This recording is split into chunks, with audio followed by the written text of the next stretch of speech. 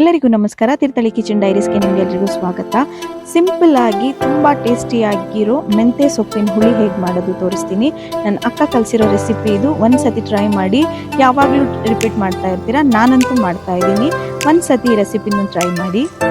ಇದಕ್ಕೆ ಬೇಕಾಗಿರೋ ಇಂಗ್ರೀಡಿಯೆಂಟ್ಸ್: ಕಾಯಿ ಒಣಮೆಣಸು, ಬೇಯಿಸಿರೋ ಬೇಳೆ, ಇಂಗು, ಮೆಂತೆ, ಸಾಸಿವೆ, ಜೀರಿಗೆ, ಉದ್ದಿನಬೇಳೆ, ಹಾಗೆ ಒಗ್ಗರಣೆ ಐಟಮ್. ಈಗ ಹೇಗೆ ಮಾಡೋದು ನೋಡೋಣ. 8 ಒಣಮೆಣಸನ್ನು ಚಂದ ಮಾಡಿ ಹುರ್ಕೊಳ್ಳೋಣ.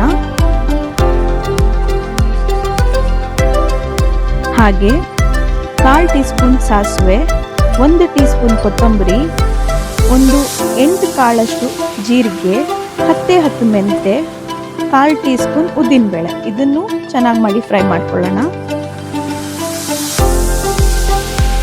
ಒಣಮೆಣಸು, ಈ ಹುರಿದಿರೋ ಮಸಾಲೆ, ಅದ್ರ ಜೊತೆಗೆ ಹುಳಿ, ಕಾಯಿ ಇದಿಷ್ಟು ಹಾಕ್ಕೊಂಡು ರುಬ್ಕೊಳ್ಳೋಣ. ಮೆಂತೆನ ನಾನು ಮುಂಚೆನೆ ಬೇಯಿಸ್ಕೊಂಡಿದ್ದೀನಿ. 3 ಕಟ್ ಮೆಂತೆ ಸೊಪ್ಪು ತಗೊಂಡಿದ್ದೆ ನಾನು. ಹಾಗೆ 1 ಕಪ್ ಬೇಳೆನು ಬೇಯಿಸ್ಕೊಂಡಿಟ್ಟಿದ್ದೀನಿ.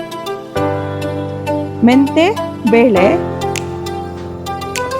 ಒಂದು ಪಾತ್ರೆಗೆ ಹಾಕ್ಕೊಂಡು ನಾವು ಕಡ್ದಿಟ್ಟಿರೋ ಮಸಾಲೆನ ಇದಕ್ಕೆ ಹಾಕಿ ಚೆನ್ನಾಗಿ ಮಾಡಿ ಮಿಕ್ಸ್ ಮಾಡ್ಕೊಳ್ಳೋಣ. ನಿಮಗೆ ಸಾರಿನ ಹದ ಎಷ್ಟು ಬೇಕು ಅಷ್ಟು ನೀರು ಹಾಕ್ಕೊಂಡು ಈ ಸಾರನ್ನು ಕುದಿಸ್ಕೊಳ್ಳೋಣ.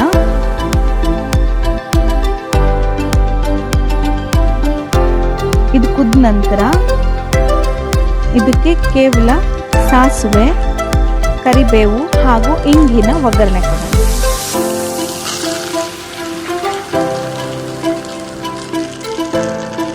ಬೇರೆ ಏನು ಬೇಡ ಇದಕ್ಕೆ ಒಗ್ಗರಣೆಗೆ. ಒಣಮೆಣಸು ನಾನು ಹಾಕೊಳ್ತಿಲ್ಲ.